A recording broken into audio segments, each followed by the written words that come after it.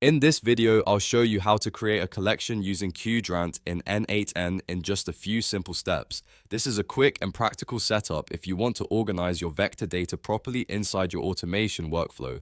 If this video helps, please hit the like button and subscribe for more N8n tutorials like this.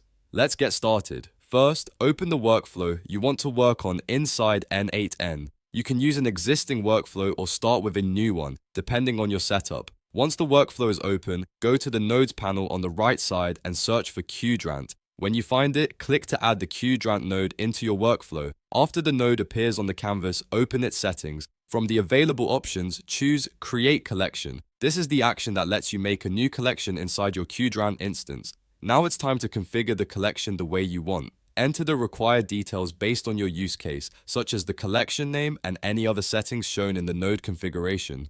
Make sure everything matches the structure you need for your data. Once the configuration is complete, save the node and run the workflow if needed to create the collection, and that's it.